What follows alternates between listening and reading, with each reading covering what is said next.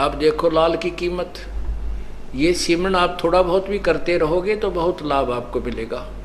और अन्य साधना कौड़ी हैं, कौड़ियाँ खींचे माल गाड़ी भर ले तो भी एक लाल के बराबर नहीं हो सकती।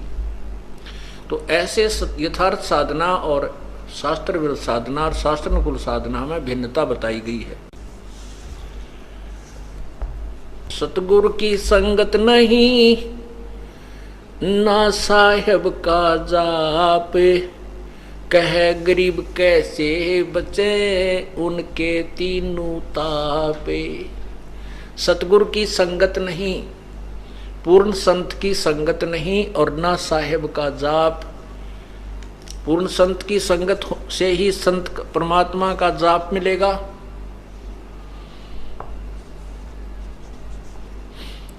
और कह गरीब कैसे मिटे जिनके तीनों ताप, जिनकी विधिवत साधना है नहीं, परम संत मिला नहीं, तो उनके ऊपर आने वाले कष्ट वो तीन ताप के अंतर्गत जो आपको दुख होते हैं, हानि होती है, कोई बच्चा बीमार होता है, स्वयं बीमार होते हो, या कोई जंतर मंत्र कर देता है, वो आपके कैसे बचेंगे। सतगुरु की संगत नहीं और ना साहेब का जाप। जाप माने यथार्थ भक्ति, वो सांस का सिमरन। कह गरीब कैसे बचे तीन से तीनों जिनके तीनों ताप। तो उनको तीन ताप का कष्ट कैसे दूर होगा जिनके पास यथार्थ साधना नहीं है।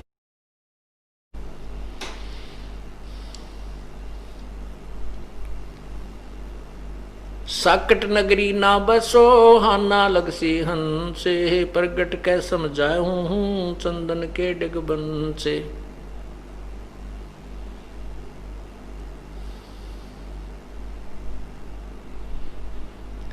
कहते हैं चतुराई चूल्हे पड़ो और चारों वेद बेटम्बे, साकट सगा ना बैठियो आको लगे न अम्बे। क्या बताते हैं कि हमने जो घिसा पिटा ज्ञान समझ रखा था, सुन रखा था, और उसमें चतुर बने बैठे थे, अन्य शिष्य भी बना रखे थे बहुत ज्यादा।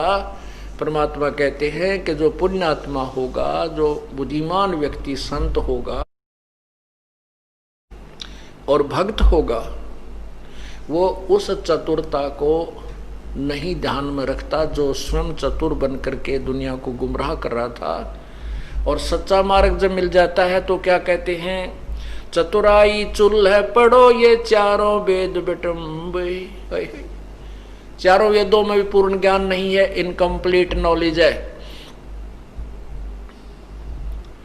और जब चारों वेदों के इंक्लूड और आगे की जो वेदों में लिखा है कि हम पूर्ण ज्ञान नहीं जानते, कोई संत बताएगा, वो संत मिल जाता है और फिर भी नखरे करता है, फिर भी अपनी चतुराई दिखाना चाहता है। कहते बुद्धिमान व्यक्ति वहां क्या विचार करे कि चतुराई चूल्हे पढ़ो और ये चारों वेद बिटम्ब, साकट सगा ना भेंटियो आंबों लगे आंकों लगे न अम्ब।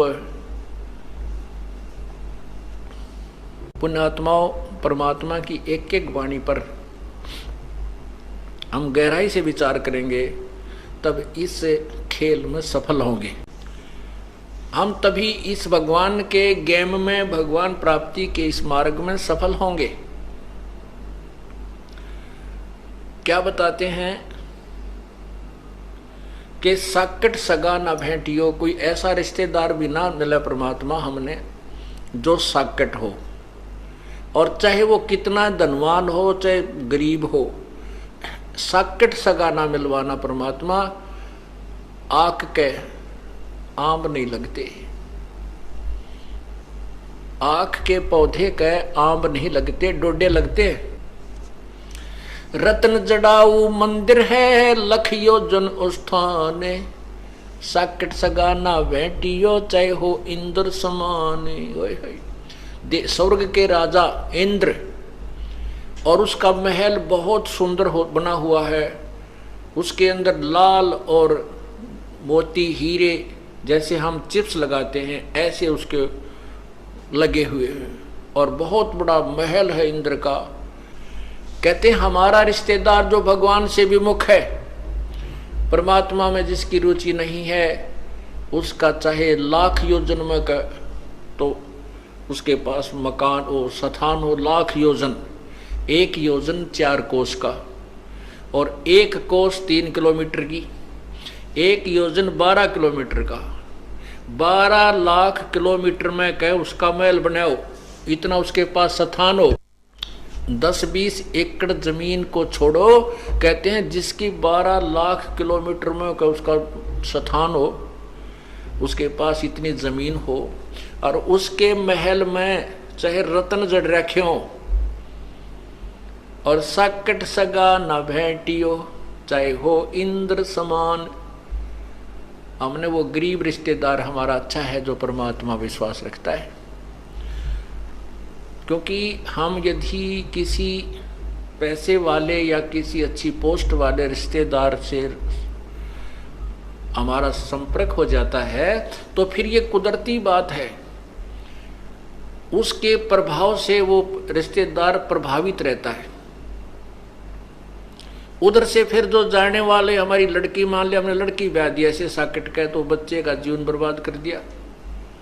उस दन्ने के फूकेंगे, जब लड़की पार ना हुई तो अब फिर अगले जन्म में ना जाने किस पशुचूनी में जाएगी बेचारी। 2 रोटी दाता ने देनी है, 2 रोटी बालक ने खानी है, 1 चारपाई पर सोना है, बस। बाकी तो कितना स्थान हो यूजलेस है। इन बातों को हमने ध्यान में रखना है, तभी हम इस मार्ग में सफल होंगे।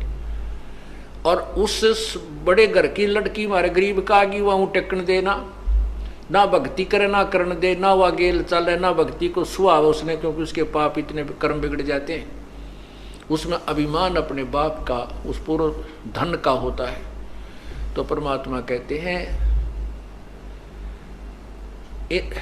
रत्न जड़ाऊ मंदिर है, मंदिर कहते हैं महल को, मकान को, और लख योजन स्थान, साकट सगा ना भेंटियो, चाहे हो इंद्र समान।